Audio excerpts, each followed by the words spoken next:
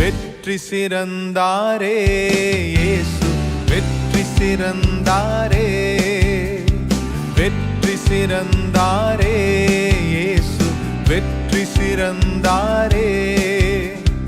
மரணத்தை வென்றாரே, பாதாளத்தை வென்றாரே, மரணத்தை வென்றாரே, பாதாளத்தை வென்றாரே. ராஜாதி ராஜாவா என்றென்றும் ஆளுகை செய்கின்றார். ராஜாதி ராஜாவா என்றென்றும் ஆளுகை செய்கின்றார். வெற்றி சிறந்தாரே இயேசு, வெற்றி சிறந்தாரே, வெற்றி சிறந்தாரே இயேசு, வெற்றி சிறந்தாரே.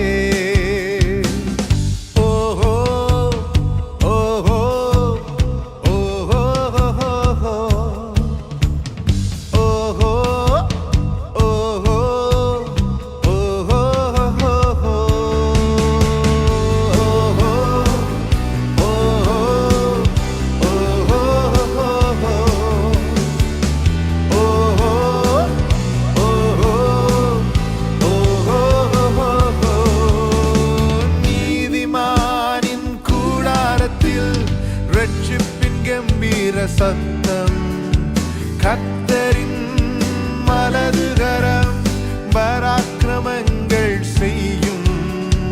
நீதிமானின் கூடாரத்தில் இரட்சிப்பின் கம்பீர சத்தம் கர்த்தரின் மலதுகரம் பராக்கிரமங்கள் செய்யும். மிகவும் உயர்ந்துள்ளது பராக்கிரமம் செய்கின்றது, மிகவும் உயர்ந்துள்ளது பராக்கிரமம் செய்கின்றது. வெற்றி சிறந்தாரே இயேசு, வெற்றி சிறந்தாரே, வெற்றி சிறந்தாரே இயேசு, வெற்றி சிறந்தாரே.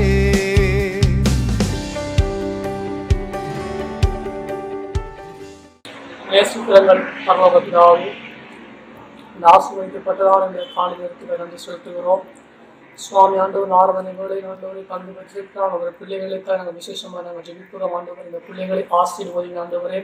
இயேசு ஆராதனை பார்த்து கொண்டிருக்கிறாங்க. இயேசுப்பான பிள்ளைகளுடைய வாழ்க்கையின் ஆண்டவரை அற்புதங்களை அதிசயங்களை ஆண்டவரே இயேசுவின் நாமத்தில் அப்பா தேவன் காண பண்ணும்படியாக ஜெபிக்கிறோம் ஆண்டவரே. அப்பா பிதாவி சுவாமி ஆண்டவர் ஆராதனை ஆண்டவரை பங்கு பெற்ற ஒரு பிள்ளைகளுடைய ஆண்டவர் உள்ளங்களுக்கு காணப்படுறதான துக்கங்கள் வேதனைகளை எல்லாவற்றையும் இயேசுவின் நாமத்தில் தேவன் மாற்றி அமைக்கும்படி ஜெபிக்கிறோம். ஆண்டவரே சபையாராதனை பங்கு பெற்றுக்கான ஒரு பிள்ளைகளை இயேசுவின் நாமத்தினாலே தேவன் தாமே ஆசீர்வதிக்கும்படி ஜெபிக்கிறோம். ஆண்டவர் ஈஸ்வர ஆராதனை பார்த்து கொண்டு ஒரு பிள்ளை வாழ்க்கை அவருக்குரிய ஒரு மாற்றத்தை ஆண்டவர் பெரிய ஒரு திருப்பு முனையை இயேசுவின் நாமத்தில் தேவன் ஏற்படுத்தும்படியாக ஜெபிக்கிறோம். ஆண்டவரே ஏசப்பந்தாண்டவரே, ஏசப்பந்த ஊழியத்துக்கு ஜெபிக்கிறோம். ஏசப்பந்த ஊழியத்தை ஆண்டவரே இயேசுவின் நாமத்தினாலே ஆசீர்வதிங்க ராஜா. இந்த ஊழியங்களப்பா நாளுக்கு வளர்ச்சி அடையத்தக்க ஆண்டவரே பெரிய ஒரு மாற்றத்தை கர்த்தரப்பா கொடுக்கும்படியாப்பா ஜெபிக்கிறோம். ஆண்டவரே இந்த ஊழியங்களுக்கு கூட ஆண்டவர் அதே அநேக ஜனங்களை ஆசீர்வதிக்கப்பட்டிருக்கத்தக்க இயேசுவின் நாமத்தில் ஆசீர்வாதமான ஜனங்களை இதை ஒரு மாற்றம் பற்றி இருக்கிறேன். ஆண்டவர் ஏசப்பா அந்த ஊழியங்கள் செய்ய ஆண்டவரை பிள்ளைகளை இயேசுவின் நாமத்தினாலே ஆசீர்வதிங்கப்பா. இந்த பிள்ளைகளுக்கு ஆண்டவர் உங்களுடைய அபிஷேகத்தை உங்களுடைய வல்லமை உங்களுடைய பிரசனத்தை கொடுத்து தேவன் தாமை வழி நடத்தும்படியாக ஜெபிக்கிறோம். ஆண்டவர் இயேசுவின் நாமத்தினாலே ஆசீர்வதிங்க, வழி நடத்துங்க. இயேசுவின் நாமத்தில் ஜெபிக்கிறோம் நல்ல தகப்பனே, ஆமென்.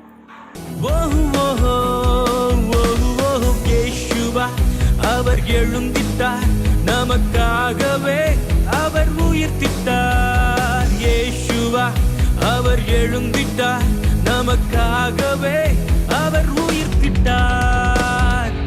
எழுந்தாரே நம் இயேசு, நமக்காக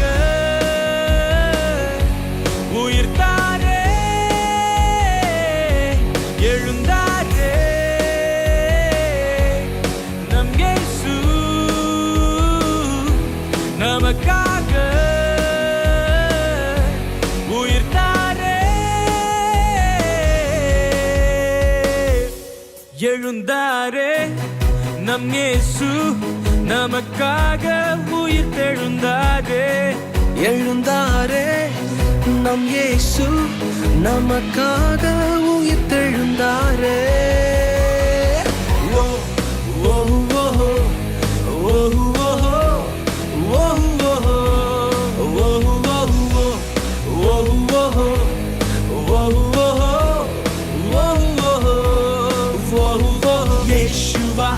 அவர் எழுந்திட்டார், நமக்காகவே அவர் உயிர்த்திட்டார். வரைந்தனர் அவரை சிலுவையில், அடைத்தனர் கல்லறையில். வரைந்தனர் அவரை சிலுவையில், அடைத்தனர் கல்லறையில். ஆனாலும் மூன்றாம் நாள் உயிர்த்தெழுந்தாரே. இவ்வுலகின் பாவங்கள் போக்கிடவே.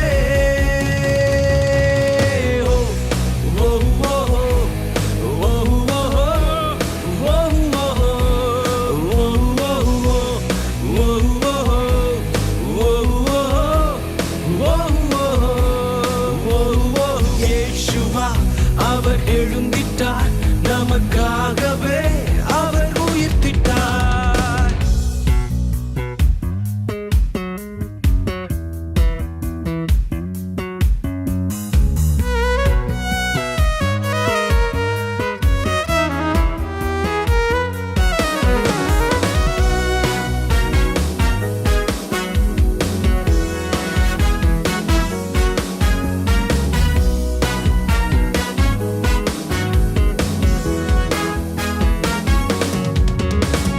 நமக்காக அடிக்கப்பட்டார், நமக்காக பலியாகினார். நமக்காக அடிக்கப்பட்டார், நமக்காக தன் உயிர் தந்தார். ஆனாலும் யுதராஜ சிங்கமாய்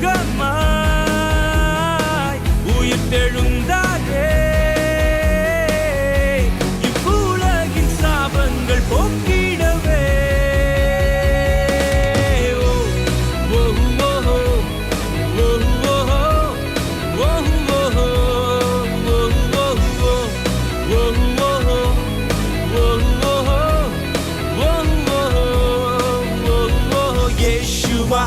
அவர் எழுந்திட்டார், நமக்காகவே அவர் உயிர்த்திட்டார். இயேசுவா அவர் எழுந்திட்டார், நமக்காகவே அவர் உயிர்த்திட்டார். இயேசுவா.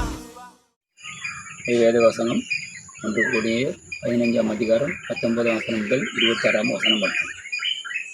இன்மைக்காக மாத்திரம் நாம் கிறிஸ்துவின் மேல் நம்பிக்கை உள்ளவர்களாய் இருந்தால் எல்லா மனுஷரை பார்க்கிலும் பரிதிக்கப்பட்டவர்களாய் இருப்போம்.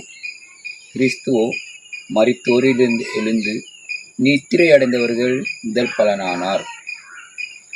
மனுஷனால் மரணம் உண்டானபடியால் மனுஷனால் மரித்தோரின் உயிர்த்தெழுதலும் உண்டாயிற்று. ஆதாமுக்குள் எல்லாரும் மரிக்கிறது போல கிறிஸ்துவுக்குள் எல்லாரும் உயிர்ப்பிக்கப்படுவார்கள். அவனவன் தன் தன் வரிசையிலே உயிர்ப்பிக்கப்படுவான். முதற் பலனானவர் கிறிஸ்து. பின்பு அவர் வருகையில் அவருடையவர்கள் உயிர்ப்பிக்கப்படுவார்கள். அதன் பின்பு முடிவு உண்டாகும். அப்போது அவர் சகல துரைத்தனத்தையும் சகல அதிகாரத்தையும் வல்லமையை பரிகரித்து தேவனும் பிதாவுமாயிருக்கிறவருக்கு ராஜ்யத்தை ஒப்புக் கொடுப்பார். எல்லா சத்துருக்களையும் தமது பாதருக்கு கீழாக்கி போடும் வரைக்கும் அவர் ஆளுகை செய்ய வேண்டியது. பரிகரிக்கப்படும் கடைசி சத்துரு மரணம். ஆமென்.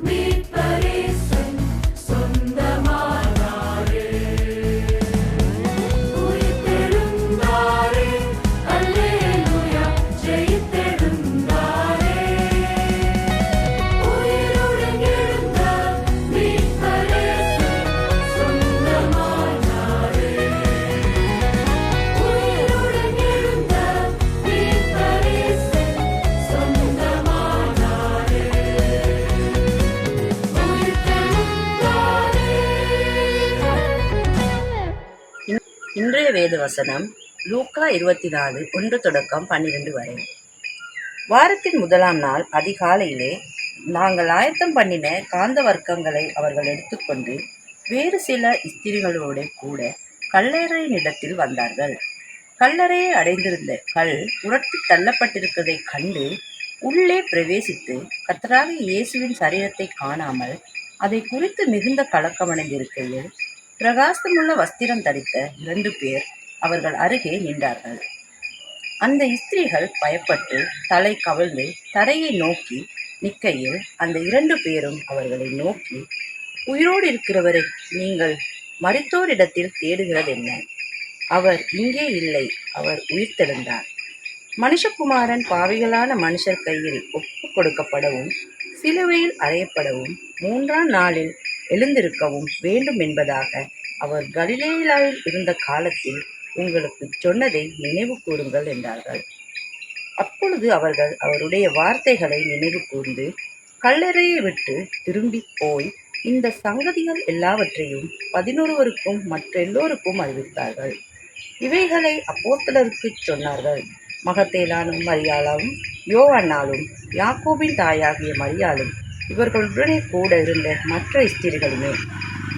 இவர்களுடைய வார்த்தைகள் அவர்களுக்கு வீண் பேச்சாக தோன்றியதனால் அவர்கள் இவர்களை நம்பவில்லை.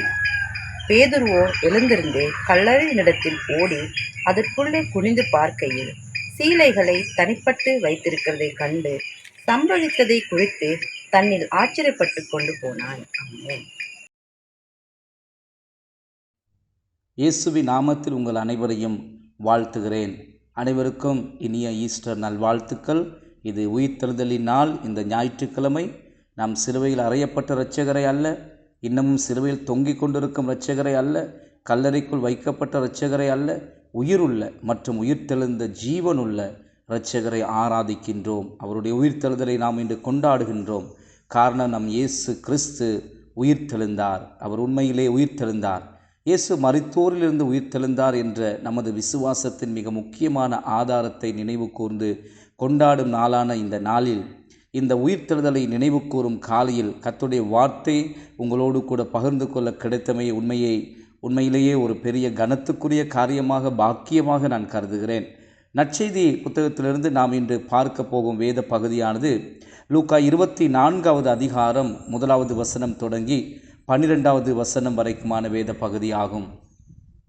இயேசு மரித்தோரிலிருந்து உயிர்த்தெழுந்த பிறகு அன்று காலை கல்லறைக்கு சென்ற முதல் குழுவினர் தங்கள் அனுபவத்தை பற்றி அங்கே சொல்லுவதை நாம் இந்த பகுதியிலே பார்க்க போகின்றோம். உயிர்த்தெழுதல் நடந்தது என்பது இன்னும் அவர்களுக்கு தெரியாது. ஆனால் வெறுமையான அந்த கல்லறையை முதலில் கண்டவர்கள் அவர்கள்தான். இவர்கள் யார் என்றால், அதாவது இவர்கள் இறந்து போன கல்லறைக்குள் வைக்கப்பட்ட, அதாவது ஒருவர் இறந்து கல்லறைக்குள் வைக்கப்பட்ட பிறகு அவர்கள் போய் அந்த உடலை பார்த்து அதை ஆயத்தம் செய்து அதற்காக செய்ய வேண்டிய கடமைகளை, பொறுப்புகளை செய்யும்படி ஆயத்தத்தோடு புறப்பட்டு போன ஒரு பெண்கள் குழுவாக இவர்கள் காணப்படுகின்றார்கள். அவர்கள் இப்போது இதை செய்வதற்கான காரணம், முந்தைய நாள் ஓய்வு நாளாக இருந்தது. ஏனென்றால் ஓய்வு நாளில் எந்த ஒரு வேலையும் செய்ய முடியாது என்கிற கட்டளை அங்கே இருந்தது. எனவே இந்த நாளுக்கு தேவையானதை ஓய்வு நாளுக்கு முன்பே அவர்கள் தயார் செய்து வைத்திருந்தார்கள். பின்னர் அவர்கள் ஓய்வெடுக்க வேண்டியதாக இருந்தது ஓய்வு நாளிலே. இப்போது ஓய்வு நாள் முடிந்துவிட்டது. அவர்கள் இயேசுவின் உடல் இருப்பதாக நினைக்கும் அந்த கல்லறையை நோக்கி அவர்கள் வாரத்தின் முதல் நாளிலே புறப்பட்டு போகின்றார்கள். இயேசு அங்கே இல்லை என்பதை அவர்கள் அனுபவிக்க இந்த காலையிலே அவர்கள் போகிறார்கள். அவர் மரித்தோரிலிருந்து உயிர்த்தெழுந்தார். அந்த சம்பவம் இவ்வாறு தொடங்குகிறது. வாரத்தின் முதல் நாள் அதிகாலையில் அந்த ஸ்திரீகள் தாங்கள் தயாரித்த கந்த வர்க்கங்களையும் வாசனை திரவியங்களையும் எடுத்துக்கொண்டு இயேசுவின் சரீரத்தை பார்க்கும்படிக்கு அவரை வைத்த கல்லறையை நோக்கி அவர்கள் புறப்பட்டு போனார்கள். அவர்கள் தங்கள் கடமையை செய்ய போனார்கள். உண்மையிலே அவர்கள் தங்கள் பொறுப்பை அங்கே போய் செய்தார்கள்.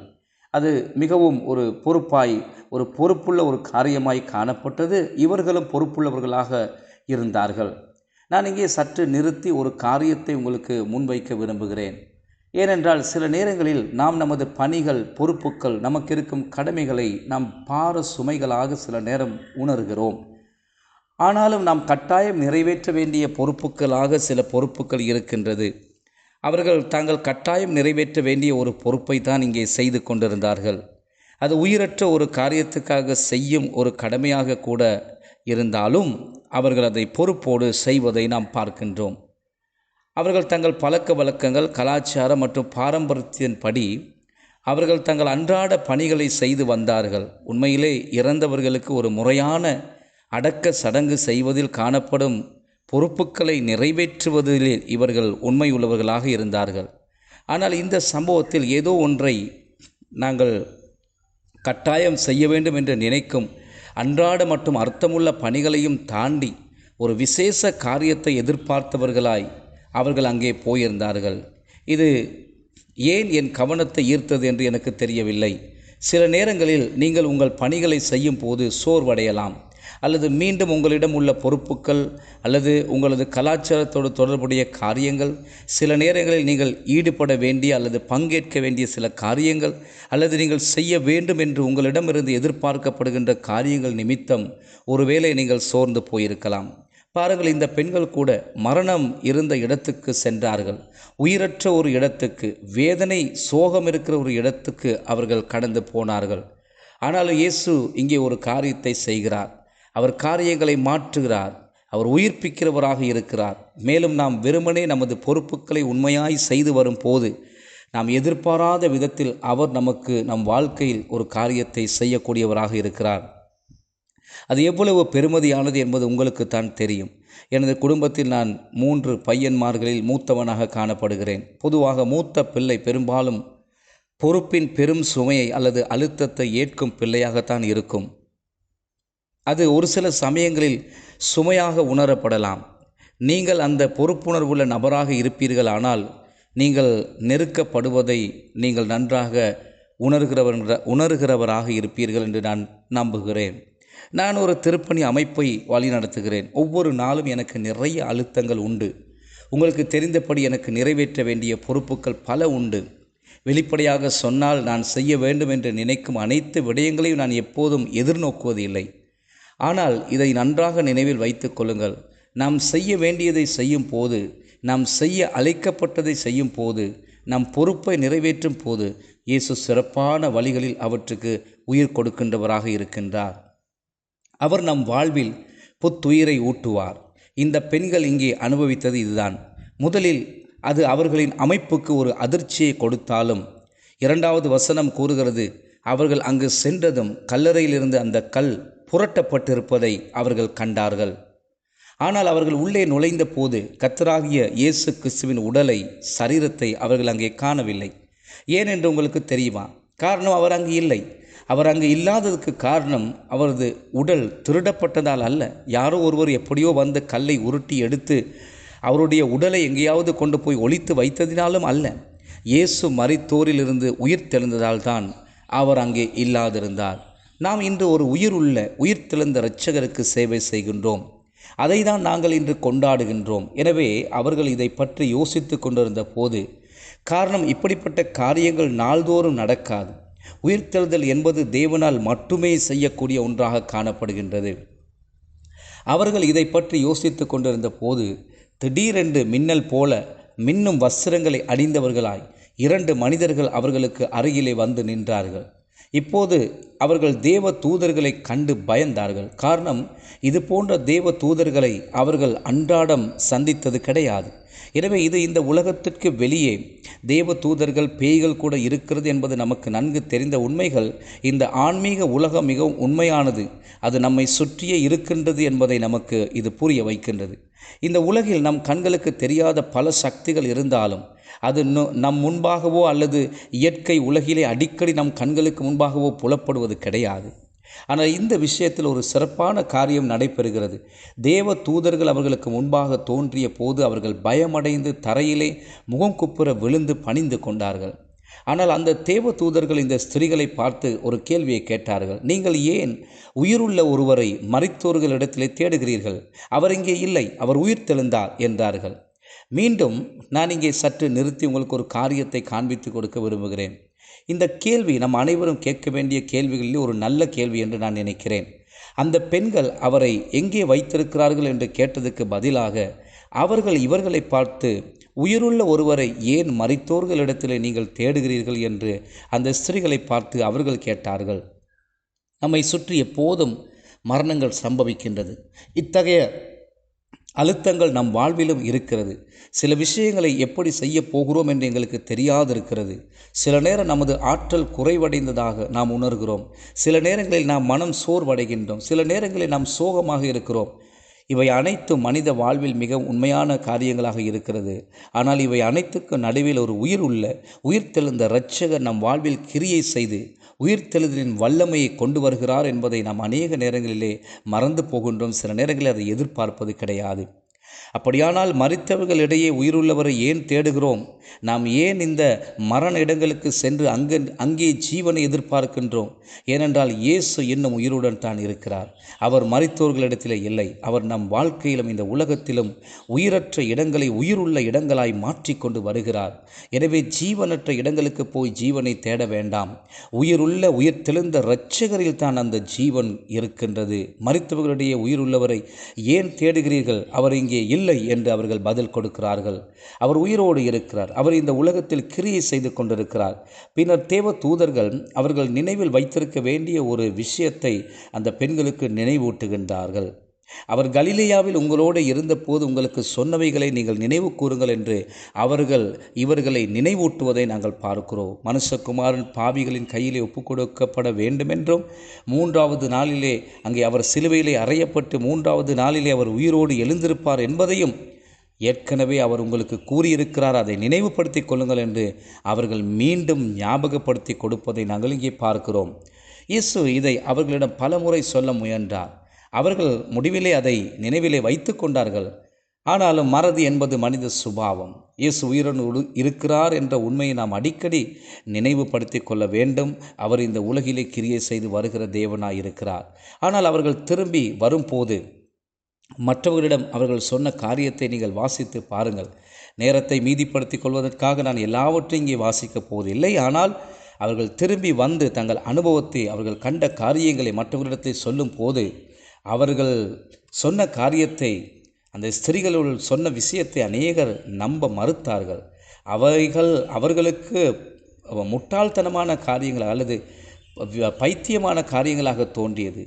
நாம் நேர்மையாக இருந்தாலும் இவை அனைத்தையும் மிகவும் நேர்மையாக இருந்தாலும் இவைகள் இத்தகைய உண்மைகளை நாங்கள் சொல்லும் போது சில நேரம் இந்த உலகத்தில் உள்ளவர்களுக்கு அது பைத்தியக்காரத்தனமாக தோன்றலாம்.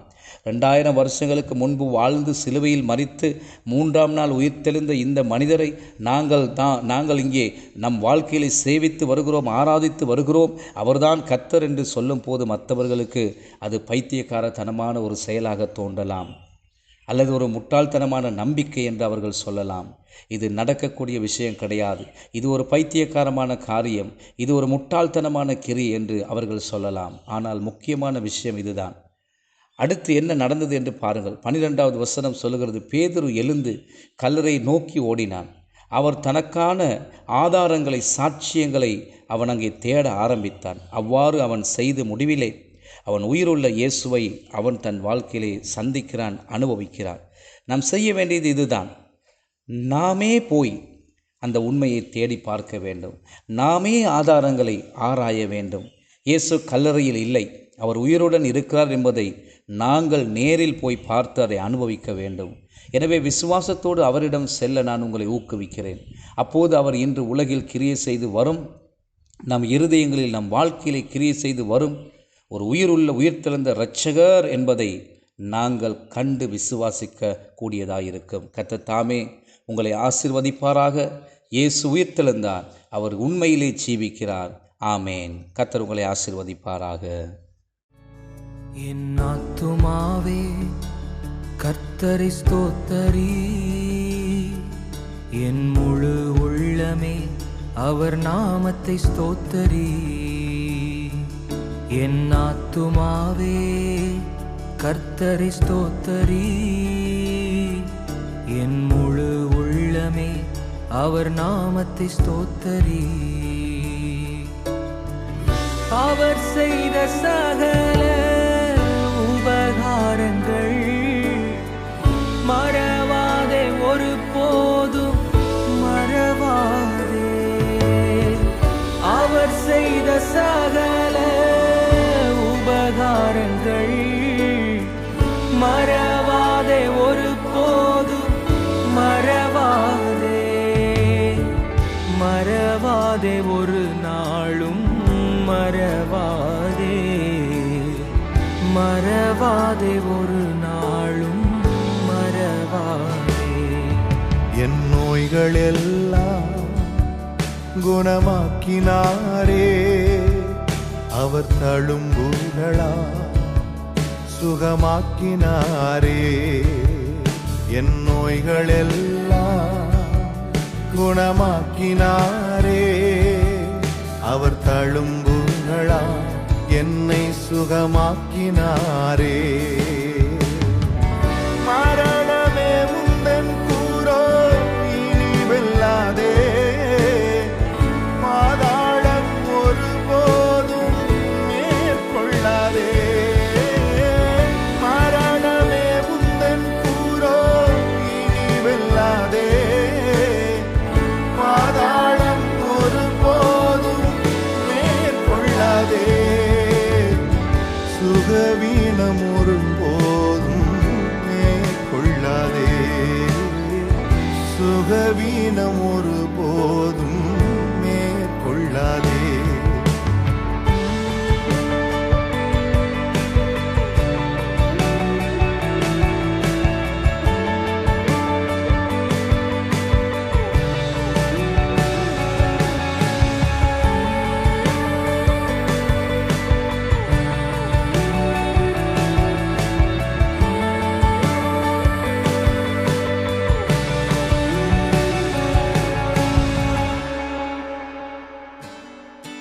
என் அக்கிரமங்களை அவர் மன்னித்தாரே, என் பலவீனங்கள் அவர் ஏற்றுக்கொண்டாரே. என் அக்கிரமங்களை அவர் மன்னித்தாரே, என் பலவீனங்கள் அவர் ஏற்றுக்கொண்டாரே. மேற்குக்கும் கிழக்குக்கும் தூரம் போல பாவங்களை என்னை விட்டு விலக்கினாரே. மேற்குக்கும் கிழக்குக்கும் தூரம் போல பாவங்களை என்னை விட்டு விலக்கினாரே. பாவம் என்னை ஒரு போதும் மேற்கொள்ளாதே, பாவம் என்னை ஒரு போதும் மேற்கொள்ளாதே. என் ஆத்துமாவே கர்த்தரை ஸ்தோத்தரி, என் முழு உள்ளமே அவர் நாமத்தை ஸ்தோத்தரி. என் ஆத்துமாவே கர்த்தரை ஸ்தோத்தரி, என் முழு உள்ளமே என் இயேசுவை ஸ்தோத்தரி. அவர் செய்த சகல உபகாரங்கள் மறவாதே ஒருபோதும் மறவாதே. அவர் செய்த சகல உபகாரங்கள் மறவாதே ஒருபோதும் மறவாதே. மறவாதே ஒரு நாளும் மறவாதே, மறவாதே ஒரு நாளும் மறவாதே, மறவாதே ஒரு நாளும் மறவாதே. நல்லது, நாங்கள் ஜெபம் பண்ணுவோம். பரிசுத்தமான நல்ல ஆண்டவரே, இயேசுவின் நாமத்தினால சுவாமி ஐயா, இப்படியாக ஒரு ஆராதனையில் கலந்து கொள்ள கொடுத்த கிருபைக்காய் உமக்கு நன்றி செலுத்துகிறோம். ஆண்டவரே சுவாமி, உம்மை துதிக்க உம்மை நமஸ்கரிக்க நீர் தந்த கிருபைக்காக நன்றி. அதே போல கேட்ட வார்த்தைக்காக உமக்கு நன்றி செலுத்துகிறோம். அந்த வார்த்தையின் பிரகாரம் எங்களுடைய வாழ்க்கையை நாங்கள் சரி செய்து கொள்ள, கர்த்தருக்குள்ளா இன்னும் எங்களை கட்டி எழுப்பிக் கொள்ள நீர் எங்களுக்கு உதவி செய்வீராக.